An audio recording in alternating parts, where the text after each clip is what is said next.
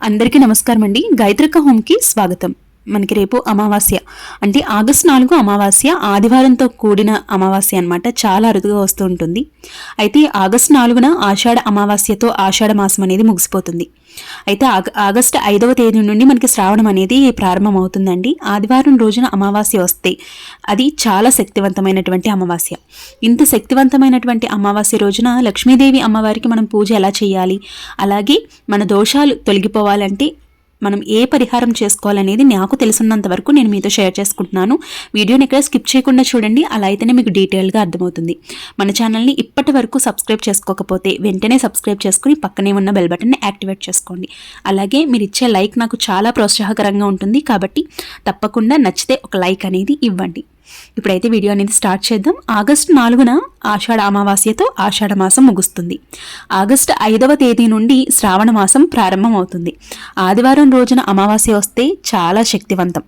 అయితే ఆదివారం అమావాస్య రావటం చాలా అరుదుగా ఉంటుందండి. అయితే ఆగస్టు 4వ తేదీన ఆదివారం రోజున ఆషాఢ అమావాస్య అనేది వచ్చింది కాబట్టి ఈ అమావాస్య 5 గ్రహాలతో ఏర్పడబోతుంది. సుమారు 12 ఏళ్ల తరువాత ఇలాంటి అరుదైన సంఘటన ఏర్పడబోతోంది. కాబట్టి ఈ అమావాస్య రోజున చేసే పూజలకు రెట్టింపు పుణ్య ఫలితం లభిస్తుందని పండితులు చెప్తున్నారు. ఈ అమావాస్య తిథి తరువాత శ్రావణం మొదలవుతోంది. అయితే ఈ శ్రావణ మాసం ఆరంభ సమయంలో లక్ష్మీదేవిని భూమి మీదకు అడుగుపెడుతుందని మన పురాణాలు చెప్తున్నాయి. కాబట్టి ఈ అమావాస్య రోజున ప్రతి ఒక్కరూ కూడా ఇంట్లో పూజ చేసుకుంటే చాలా మంచిది. ఈ ఆషాఢ అమావాస్య తరువాత శ్రావణ మాసం ప్రారంభమవుతుంది. కాబట్టి ఈ మాసం చివరి రోజున మీ ఇంట్లో కొన్ని ప్రత్యేక పూజలు చేయటం ద్వారా లక్ష్మీదేవి యొక్క అనుగ్రహం లభిస్తుంది. ఆషాఢ అమావాస్య సందర్భంగా మీ ఇంట్లోని పూజలు చేయటం ద్వారా మీరు లక్ష్మీదేవిని ప్రసన్నం చేసుకోవచ్చండి. అంతేకాకుండా ఆషాఢ అమావాస్య రోజున ప్రత్యేకంగా శ్రీ మహావిష్ణువుని కూడా మనం పూజిస్తూ ఉంటాము. అంటే దేవతలందరూ కూడా చక్కగా గంగా నదిలో స్నానం చేసి శ్రీ మహావిష్ణువుని పూజిస్తారని మనకి వేదాల్లో ఉంటుంది. కాబట్టి మన పూర్వజన్మ పాపాలన్నీ తొలగిపోయి అష్టైశ్వర్యాలు సిద్ధించాలి అంటే గనుక ఈ అమావాస్య రోజున ఏదైనా నదీ స్నానం చేయాలి. చేసిన తరువాత చక్కగా పూజ అనేది మొదలు పెట్టుకోవాలి.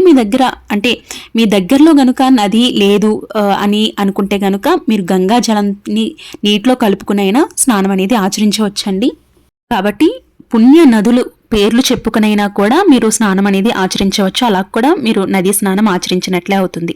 ఇలా చేయటం వల్ల మన పాపాలన్నీ కూడా వినాశనమయ్యి స్వర్గలోక ప్రాప్తి కలుగుతుందట. అలాగే ఈ అమావాస్య రోజున ఇంట్లో ఉండే ప్రతి ఒక్కరూ ఖచ్చితంగా తలస్నానం చేయాలి. ఈ అమావాస్య కాదండి, ప్రతి అమావాస్యకి ఇంట్లో ప్రతి ఒక్కరూ తలస్నానం అనేది ఆచరిస్తే మంచిది. ఈ రోజున తలస్నానం చేయకపోతే మీ దురదృష్టం ఏదైతే ఉంటుందో అది వదలకుండా అలానే ఉంటుందంటండి. కాబట్టి ప్రతి ఒక్కరూ కూడా తలస్నానం అనేది ఆచరించాలి. ఈ అమావాస్య రోజున తలస్నానం చేయటం చాలా మంచిది. అలాగే ఇంటిని కూడా శుభ్రంగా తుడుచుకోవాలి. మీ ఇంటిని తుడిచేటప్పుడు కొంచెం నీళ్ళలో ఉప్పు పసుపు వేసి ఇంటినంతా కూడా శుద్ధి చేసుకోవాలి. ఇలా చేయటం వల్ల మీ ఇంట్లో ఉన్నటువంటి నెగిటివ్ ఎనర్జీ అంతా కూడా పోతుందండి. మీకు ఉన్నటువంటి వాస్తు దోషాలు కానివ్వండి, లేదంటే ఏదైనా నెగిటివ్ ఎనర్జీ లాంటిది ఏదైనా ఉంది అనుకుంటే అది వెంటనే దూరం అవుతుందన్నమాట. అలాగే లక్ష్మీదేవి ఫోటో ముందు నువ్వుల నూనెతో దీపం పెట్టి పూజిస్తే లక్ష్మీ కటాక్షం కలుగుతుంది. మీ ఇల్లు ఎప్పుడూ కూడా అష్టైశ్వర్యాలతో తులతూగాలి అంటే అమ్మవారికి నువ్వుల నూనెతో దీపారాధన అనేది చేయండి. అలాగే ఈ అమావాస్య రోజున మీ పూజ గదిలో ఉన్న లక్ష్మీదేవి పటం ముందు ఒక తమలపాకును పెట్టి దాని మీద ఒక ప్రమిదను పెట్టి నువ్వుల నూనెను పోసి 5 ఒత్తులతో దీపారాధన చేస్తే చాలా మంచిది. ఈ అమావాస్య పూజ చేసేటప్పుడు ముందుగా మనం ఏ వ్రతం చేసినా ఏ పూజ చేసినా గణపతిని ఆరాధిస్తాం. కాబట్టి గణపతికి పూజ చేసి అమ్మవారికి అష్టోత్తరం చదువుకోవాలండి.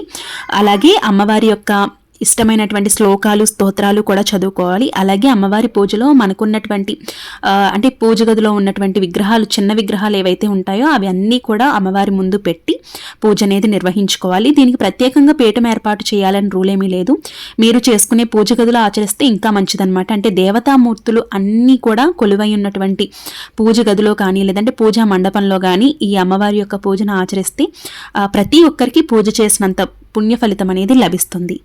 అలాగే ఈ అమావాస్య రోజున ప్రత్యేకంగా మీ ఇంట్లో పిల్లలకి కానివ్వండి, లేదంటే మీ ఇంటికి కానివ్వండి, దిష్టి అనేది తప్పకుండా తీయాలండి. ఎందుకంటే అమావాస్య రోజున మీ దృష్టి ఏదైనా పోవాలి, మీకున్నటువంటి నెగిటివ్ ఎనర్జీ అంతా కూడా పోవాలి అని అంటే కనుక ఖచ్చితంగా దిష్టి అనేది ఈ రోజు తీసుకుంటే చాలా మంచిది. అంటే ఎండుమిరపకాయలు లేదంటే ఉప్పు వీటితో పిల్లలకు కానివ్వండి, లేదంటే ఇంటికి కానివ్వండి, అంటే ఇంటికంటే పూర్తిగా తీయలేం కాబట్టి ద్వారబంధానికి మనం దిష్టి తీస్తే ఇల్లంతా తీసినట్టే లెక్క వస్తుందండి. కాబట్టి మీరు ఈ విధంగా దిష్టి అనేది తీసుకోవాలి. అలాగే గుమ్మడికాయని ఈరోజు ప్రత్యేకంగా కట్టుకుంటారండి. గుమ్మడికాయ తెచ్చుకుని చక్కగా ఇంటి ముందు కట్టుకుంటే చాలా మంచిదన్నమాట. అలాగే పటికను కూడా ఈరోజు ఎరుపు క్లాత్లో కట్టి ఇంటి గుమ్మానికి వేలాడదీసినట్లయితే కూడా చాలా మంచిది. అలాగే నిమ్మకాయలు కట్టుకోవాలి. 3 లేదంటే 5 నిమ్మకాయల్ని ఇంటి గుమ్మం ముందు వేలాడి తీసుకున్నా కూడా చాలా మంచిది. ఇవన్నీ కూడా ఆషాఢ అమావాస్య రోజున, అది కూడా ఆదివారంతో కూడినటువంటి ఆషాఢ అమావాస్య వచ్చింది కాబట్టి ఇవన్నీ పరిహారాలు చేసుకుంటే చాలా మంచిదండి. మనకి ఇంట్లో ఉన్నటువంటి నెగిటివ్ ఎనర్జీ అంతా పోయి పాజిటివ్ వైబ్స్ అనేవి ఉంటుంది. చికాకులు, సమస్యలు, మానసిక ఇబ్బందులు ఇట్లాంటివి ఏమీ లేకుండా ప్రశాంతంగా ఉంటారు. అంతేకాకుండా మనకు వచ్చేవన్నీ కూడా చాలా చాలా మంచి రోజులు కాబట్టి మనం తలపెట్టి ఏ కార్యక్రమం అయినా కూడా మంచిగా విజయం సాధిస్తాము. కాబట్టి ఈ పరిహారాలు, ఈ పూజ అనేది అమావాస్య రోజున చేసుకుంటే చాలా చాలా మంచి ఫలితం అనేది ఉంటుంది. అలాగే ఈ రోజున ఉప్పు దీపారాధన కూడా చాలామంది చేస్తారండి. ఉప్పు దీపారాధన కూడా చేసుకోవచ్చు. అలాగే అమావాస్య రోజున మీ కాలికి నల్లదారాన్ని కట్టుకుంటే కూడా చాలా మంచిది. అలాగే పిల్లల కాలికి కానివ్వండి, మీ హస్బెండ్ కాళ్ళకి కానివ్వండి, నల్లదారాన్ని తప్పకుండా కట్టడానికి ప్రయత్నించండి. చాలా చాలా మంచిదన్నమాట. ఎందుకంటే నరుల నుంచి వచ్చే చెడు దృష్టి ఏదైతే ఉంటుందో అది మన మీద పడిన తరువాత మనకి నరఘోష అనేది ఎక్కువగా ఉంటుందండి. కాబట్టి అదంతా పోవాలి అంటే నల్లదారం అనేది మనల్ని రక్షిస్తుంది. కాబట్టి ఈ నల్లదారం అనేది ఈ అమావాస్య రోజున కట్టుకోవడానికి మ్యాక్సిమం ప్రయత్నించండి. అలాగే ఈ ఏలినాటి శని ఎవరికైతే ఉంటుందో వారు ఈ శని దోషాల నుండి తొలగిపోవాలి అంటే అమ్మవారికి నువ్వుల నూనెతో దీపారాధన చేసుకుని నల్ల దారాన్ని కట్టుకుంటే చాలా మంచిదండి. అలాగే ఎడమ కాలికి కట్టుకోవాలి, గుర్తుపెట్టుకోవాలండి. కుడికాలికి మగవారైతే కుడికాలికి కట్టుకోవాలి, అదే ఆడవారైతే ఎడమ కాలికి కట్టుకోవాలన్నమాట. ఇక్కడ నన్ను ఆ డౌట్ అడుగుతూ ఉంటారు, అందుకే నేను మీతో మెన్షన్ చేసి చెప్తున్నాను. అలాగే అమావాస్య రోజున సాయంత్రం సమయంలో మీ ఇంటి గడప ముందు కుడివైపు భాగంలో ఒక రాగి చెంబులో నీళ్లు పోసి అందులో ఒక పుష్పాన్ని వేసి ఉంచాలి. అమావాస్య రోజున ఇలా పెట్టడం వల్ల మీ ఇంట్లోకి లక్ష్మీదేవి అడుగు పెడుతుందట. అలాగే ఇంట్లో ఉన్న దరిద్ర దేవతలన్నీ కూడా బయటికి వెళ్ళిపోతాయి అని శాస్త్రాలు చెప్తున్నాయండి. ముఖ్యంగా ఈ అమావాస్య రోజున ఈ విధంగా రాగి చెంబుతో పరిహారం అనేది చాలా చాలా మంచిది. అలాగే అమ్మవారిని ఈరోజు ఎరుపు రంగు పుష్పాలతో గనక మీరు పూజించినట్లయితే చాలా మంచిది. మీకు అవైలబుల్గా ఉన్నాయంటే ఎరుపు రంగు పుష్పాలతో అమ్మవారిని పూజించండి. అలాగే ఇంటి గుమ్మం ముందు శుభ్రంగా తుడుచుకుని మీ ఇంటి ముందు గల్లాపు చల్లి అష్టదళ ముగ్గుని వేసుకుంటే చాలా మంచిదండి. అంటే అమావాస్య రోజు సాయంత్రం వేళ.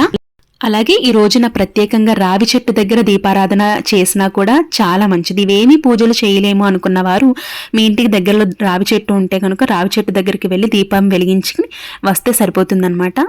అమావాస్య రోజున పూజ అనేది చేసుకున్నంత పుణ్య ఫలితం అనేది లభిస్తుంది. ఐ హోప్ ఈ వీడియో మీకు యూజ్ అయిందని అనుకుంటున్నానండి. నాకు తెలిసినటువంటి పరిహారాలన్నీ కూడా నేను మీతో షేర్ చేశాను.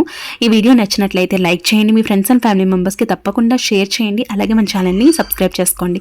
రేపటి ఒక మంచి వీడియోతో మళ్ళీ మీ ముందుకు వస్తాను. ఇలాంటి శ్రావణ మాసం ఇంకా వచ్చేసింది కాబట్టి ఈ శ్రావణ మాసానికి సంబంధించినటువంటి వీడియోలన్నీ అప్లోడ్ చేశాను. ఇంకొన్ని అప్లోడ్ చేయాల్సి ఉందన్నమాట. మన ఛానల్ ఫాలో అయితే డెఫినెట్గా మీకు అవన్నీ కూడా యూజ్ అయ్యే వీడియోస్ అన్నీ కూడా మీకు తెలుస్తాయి. సో సబ్స్క్రైబ్ చేసుకోండి, అలాగే లైక్ చేయండి. థ్యాంక్ యూ ఫర్ వాచింగ్ అండి. రేపటి ఒక మంచి వీడియోతో మళ్ళీ మీ ముందుకు వస్తాను. అప్పటి వరకు నమస్తే, మీ గాయత్రక్క.